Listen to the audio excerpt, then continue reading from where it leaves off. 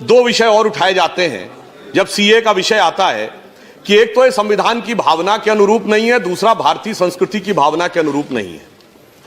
मैं सिर्फ ये कहना चाहूंगा कि हमारी संस्कृति तो वो रही है कि हमने शरण में आए हुए व्यक्ति की रक्षा के लिए ऐसे ऐसे उदाहरण दिए हैं जो विश्व में आपको कहीं नहीं मिलेंगे। भारतीय पुराणों में और बौद्ध जातक कथाओं में राजा शिबी का उल्लेख आता है कि एक कबूतर जिसको बाज पकड़े ले रहा था वो उनकी शरण में आ जाता है और कहता मेरे प्राणों की रक्षा करिए। तो राजा शिबी कहते हैं ठीक है मैं रक्षा करूंगा। वो बाज को कहते हैं अब ये मेरे शरणागत हो गया, अब ये तुम्हें नहीं मिलेगा। तो बाज कहता मैं भी तो आपकी प्रजा हूं, ये मेरा भोजन है, आप मुझे अपने भोजन से वंचित कैसे कर सकते हैं। तो राजा शिबी कहते हैं हाँ ये भी ठीक है, तो अब मैं इसको शरणागत को नहीं छोड़ूंगा, परंतु यदि तुम्हें भोजन चाहिए तो अपने शरीर से उतना ही मांस निकालने को तैयार हो। और चूंकि भगवान उनकी परीक्षा ले रहे थे, ऐसा मान्यता है पुराणों में और जातक कथाओं में कि वो बढ़ता चला गया उसका वेट, और आखिर में राजा शिवी पूरे पलड़े में बैठ गए। और तब भगवान ने प्रकट होकर कहा तुमने शरणागत की रक्षा का पूरा दायित्व निभाया, हम तुम्हारा सम्मान करते हैं। इसीलिए शायद अटल जी ने यह पंक्ति लिखी थी कि मैंने छाती का रक्त पिला पाले विदेश के क्षुधित लाल, मुझको मानव में भेद नहीं मेरा अंतस्थल उर विशाल, शरणागत की रक्षा की है मैंने जीवन भी देकर, विश्वास नहीं यदि आता तो यह साक्षी है इतिहास अमर। अब कहा जाएगा साहब आप शरणागत को दे रहे हैं तो सबको क्यों नहीं दे रहे हैं। तो भारतीय संस्कृति में यदि राजा शिवी के कबूतर की कथा है तो तक्षक नाग की भी कथा है। राजा परीक्षित को श्राप मिला था तो यह था कि कोई सांप आकर उनको मारेगा, उन्होंने पूरी व्यवस्था कर ली थी। और उसके बाद वो फलों के बीच में घुसकर एक छोटा सा सर्प तक्षक अंदर पहुंचने में सफल हो गया और उसने राजा परीक्षित को डस लिया और उनकी मृत्यु हो गई। अब इस बात से सबक लेकर उनके पुत्र राजा जन्मेजय ने एक ऐसा यज्ञ किया था जिसमें सारे के सारे नाग आकर भस्म होने लगे थे। इसलिए मैं कहना चाहता हूं दूध भी पिलाते हैं परंपरा हमारी मित्र, किंतु नाग यज्ञ का विधान नहीं भूले। तो हम घुसपैठिए और शरणागत दोनों का नीर छीर विवेक की क्षमता हमें भारतीय संस्कृति परंपरा भी देती है। अब आधुनिक समय में आए तो कहा जाता है कि साहब आप बराबरी का व्यवहार नहीं कर रहे हैं, आप गंगा जमुनी तहजीब के साथ न्याय नहीं कर रहे हैं। तो मैं पूछना चाहता हूं गंगा जमुनी तहजीब कहां से शुरू हुआ ये वर्ड। सबसे पहले ये शब्द प्रयोग होता है जब मुगल शहजादे दारा शिकोह ने अपनी किताब लिखी मंजुमल बहरीन, जिसका मतलब होता दो समुद्रों का विलय। अब आप बताइए दो समुद्रों का मिलन जिसे कहता है वो आदर्श नहीं, बाकी दूसरे लोग आदर्श। अरे इस देश की गंगा जमुनी तहजीब तो ये थी, इस देश की गंगा जमुनी तहजीब तो ये थी कि बुल्ले शाह ने ये बोला था, जो आज किसी को सुनने में बड़ा अजीब लगेगा, कि आज होली खेलूंगी मैं कहे बिस्मिल्लाह। ये बुल्ले शाह ने बोला आज होली खेलूंगी मैं कहे बिस्मिल्लाह। और उन्होंने कहा आगे की लाइन अरबिक वर्ड है, अलस्तु बि रबिकम प्रीतम बोले सब सखियों ने घूंघट खोले, नाम नबी की रतन चढ़ी और बूंद पड़ी अल्लाह अल्लाह, आज खेलूंगी मैं होली कह बिस्मिल्लाह। मगर इसको आपने माना क्या। अब मैं उदाहरण देता हूं, चित्रकूट के घाट की घटना थी कि अब्दुल रहीम खान खाना और तुलसीदास जी दोनों अच्छे मित्र थे, दोनों साथ में थे।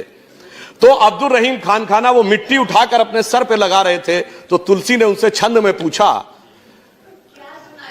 कि आप ये मिट्टी क्यों सर पे लगा रहे हैं। वो गंगा जमुनी तहजीब को अगर आप कहना चाहते हैं तो उन्होंने ये कहा कि धूरी धरत निज शीस पर। अरे ये धूल क्यों सर पे लगा रहे हैं, कह रहीम के ही काज, क्यों कर रहे हैं ये। तो रहीम ने क्या जवाब दिया, जेहि रज मुनि पत्नी तरी सोई ढूंढत महाराज। वह रज जो भगवान राम के चरणों की वह रज ढूंढ रहा हूं जिससे मुनि की पत्नी तर गई थी, मेरा भी उद्धार हो जाए। मगर कोई समस्या नहीं थी, आज बुल्ले शाह होते फतवा जारी हो जाता, मेरा पक्का मानना है, और बहुत सारे लोग उनके समर्थन में खड़े हो जाते। ये देश की धर्मनिरपेक्षता के ऊपर हमला है। इसलिए मैं कहना चाहता हूं, और ये जो गंगा जमुनी तहजीब थी इसमें कोई समस्या आजादी के बाद तक भी नहीं थी। ये सारी समस्या 1976 के बाद आई, जब सेकुलर शब्द का प्रयोग अपने राजनीतिक हित में करने की शुरुआत हुई। अगर मैं आपसे कहना चाहूं, आप सब ने वो सुना होगा, मन तरपत हरि दर्शन को आज, ये किसने गाया? मोहम्मद रफी ने। लिखा किसने? शकील बदायूनी ने। संगीत किसने दिया? नौशाद ने। तो गंगा जमुनी तहजीब ये थी।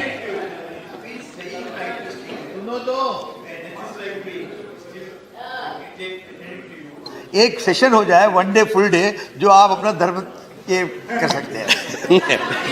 नहीं, मैं सिर्फ यह बताना चाह रहा हूं कि गंगा जमुनी तहजीब ये थी, सहयोग तो ये था, मगर इनकी नजर किधर जाती है? जितने मैंने नाम गिनाए, इनके लोगों की कभी जयंती मनाते हुए वो लोग नजर आए जो आज प्रदर्शन करते नजर आ रहे हैं?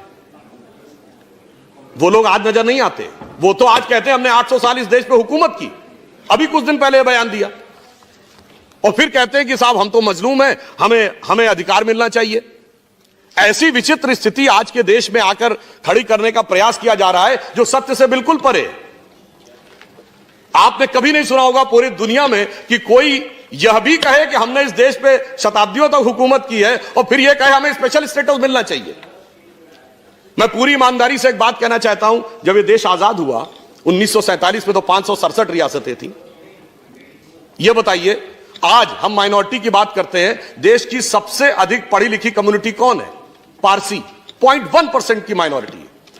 सबसे प्रॉस्परस कम्युनिटी कौन है? जैन, 1% की माइनॉरिटी है। सबसे एंटरप्रेन्योर कम्युनिटी कौन है? सिख, 1.8% की माइनॉरिटी है। अगर इन सबको प्रॉस्पेरिटी, एजुकेशन, आगे बढ़ने के सारे अवसर मिल रहे हैं, तो माइनॉरिटी में जो प्रचंड मेजॉरिटी है उसके साथ कैसे समस्या आई, विचार करने का विषय है। और जब देश आजाद हुआ, बताइए, कोई बौद्ध रियासत थी? नहीं। कोई क्रिश्चियन रियासत थी? नहीं। कोई पारसी रियासत थी? नहीं। एक महाराजा पटियाला को छोड़ दे तो सिख रियासतें भी नहीं थी, मगर लाइन लगा के मुस्लिम रियासतें थी। नवाब पटौदी, नवाब रामपुर, नवाब भोपाल, नवाब लखनऊ, हैदराबाद निजाम, जूनागढ़ के नवाब। फिर ऐसे हालात क्यों हो गए कि आज बाकी सब पढ़ाई लिखाई में आगे और बाकी सारी चीजों में आगे और एक ही वर्ग पीछे होता चला गया? मुझे लगता है इसमें दोष इसका भी है कि ये जो सियासत की गई ना, अदावत की और मोहब्बत की। किसी ने दिखाने की कोशिश की कि हमें तुमसे बड़ी मोहब्बत है, तो किसी ने दिखाने की कोशिश की कि फलां को तुमसे बड़ी अदावत है, और उस सियासत ने कहां यह पहुंचाया सभापति जी, किसी को किसी की मोहब्बत ने मारा, किसी को किसी की अदावत ने मारा, पर इस शराफत अली को सेकुलर सियासत ने। इसलिए मैं ये कहना चाहता हूं, आज के इस यथार्थ को देखिए, पूरे देश में जो सामने दिखाई पड़ रहा है। ज्यादा खतरनाक बात जानते हैं क्या हो रही है? मैं सदन का ध्यान आकर्षित करना चाहूंगा कि ज्यादा खतरनाक बात यह हो रही है कि अब यह बहुत उग्र स्वरूप में आगे बढ़ने का एक प्रयोग किया जा रहा है। और उसका उदाहरण मैं यह कहना चाहूंगा, जब सीए का विरोध हुआ तो विषय क्या था कि असम की संस्कृति की रक्षा करनी है या असम के लोगों के हितों की रक्षा करनी है। मगर सबसे पहले आंदोलन कहां शुरू हुआ? जामिया में, उसके बाद अलीगढ़ में, उसके बाद नदवा में, उसके बाद हमारे एक दूसरे सदन के सांसद हैं जो हैदराबाद के वो सबसे बड़े झंडा बरदार, अलंबरदार बन गए। और सबसे पहले रेजोल्यूशन कहां पास हुआ? केरल की असेंबली में। अब बहुत ही सहजता से समझा जा सकता है, इसमें कोई रॉकेट साइंस नहीं है कि ये। और सुनिए, फिर उसके उपरांत क्या हुआ सभापति महोदय? ये सारे विषय गौण हो गए। पता नहीं कौन कौन से विषय आने लगे उसके अंदर, कश्मीर से लेके धारा 370 से लेके देश को अलग करने से लेके आसाम को परमानेंट अलग करने तक। तो ये देखकर यह मन में संदेह उत्पन्न होता है कि यह सारा का सारा जो घटनाक्रम है, हम सभी लोग बहुत जिम्मेदार लोग हैं, हमें यह समझना चाहिए कि ये सारी की सारी चीजें जो हो रही हैं, क्या हमारी गंगा जमुनी तहजीब के हिसाब से हैं, क्या हमारे संविधान के हिसाब से हैं, या जो संविधान में कमेटियों में लिखा उसके हिसाब से हैं, या फिर ये कोई एक खतरनाक प्रयोग है, हम जाने में अनजाने में उसके शिकार होते चले जा रहे हैं और देश और समाज को भी उसकी गिरफ्त में लाते चले जा रहे हैं। और जब कोई इस प्रकार का कार्य होता है तो मैं सिर्फ एक उदाहरण और फैक्ट कोट करना चाहूंगा। एक बहुत बड़े पत्रकार हैं मार्क टेली, जो 26 वर्ष भारत में रहे, बीबीसी के उन्होंने संवाददाता रहे। उन्होंने, पुरानी बात नहीं है सभापति महोदय, 22 सितंबर 2019 को आर्टिकल लिखा है। उस आर्टिकल में क्या लिखा है कि Muslims in India are the luckiest. Bharat में रहने वाले मुस्लिम समाज के लोग सर्वाधिक भाग्यशाली। उन्होंने उसका एक उदाहरण दिया कि मैं 26 साल दिल्ली के निजामुद्दीन इलाके में रहा। मेरे यहां से थोड़ी दूरी पर हजरत निजामुद्दीन औलिया की दरगाह थी और थोड़ी दूरी पर तबलीगी जमात का ऑफिस था। उन्होंने कहा दुनिया का कोई दूसरा देश होता तो 26-27 साल में कोई एक दूसरे को समाप्त जरूर कर देता, परंतु भारत के मुस्लिम इसलिए भाग्यशाली हैं कि वो अपने मजहब के अंदर भी जिस तरीके से चाहें उस तरीके से इबादत कर सकते हैं। ये कहने वाला कोई संघी भाजपाई नहीं है, ये कहने वाला एक वह पत्रकार है जिसने पूरी जिंदगी भारत में गुजारी है और 2019 में उसने कहा है। इसलिए मैं ये कहना चाहता हूं कि जो कुछ भी हो रहा है इस पे किसी भी प्रकार का खतरनाक खेल सभी के लिए नुकसानदेह हो सकता है। यह नहीं सोचना चाहिए कि सिर्फ हमारा हित साधन होगा और दूसरे को क्षति होगी, अगर और वो भी विशेषकर जब बगैर किसी आधार के यह बात हो रही हो। मैं फिर एक पंक्ति कोट करना चाहूंगा, बड़े प्रसिद्ध शायर हैं राहत इंदौरी उनकी, और बड़ी फेमस कविता आप लोगों को बहुत ध्यान होगी कि अगर है खिलाफ तो खिलाफ होने दो, ये सब धुआं है कोई आसमान थोड़ी है, आगे है लगेगी आग तो आएंगे घर कई जद में, लगेगी आग तो आएंगे घर कई जद में, यहां पे सिर्फ हमारा मकान थोड़ी है। यह विचार बिल्कुल ध्यान रखिए कि हम सिर्फ अपना हित साधन करते हुए आगे निकल जाएंगे, ऐसा नहीं। और अंत में मैं ये कहना चाहूंगा, राष्ट्रपति जी के अभिभाषण के पहले ये अगर आपको समझ में आ जाता तो दुनिया कुछ और होती साहब। अब मैं एक और बात कहना चाहता हूं। वो आपके लिए कहा नहीं, सुनिए, वो अगर आप कहना चाहते हैं ना आप तो शेयर को एड्रेस करें। मैं एक अंत में सिर्फ यह कहना चाहूंगा कि राष्ट्रपति महोदय के अभिभाषण के प्रथम बिंदु पे यदि हम जाएं, जो वहां से समाप्त करना चाहूंगा, प्रथम बिंदु पे जाएं तो उन्होंने क्या कहा, 21वीं सदी के तीसरे दशक की शुरुआत हो रही है।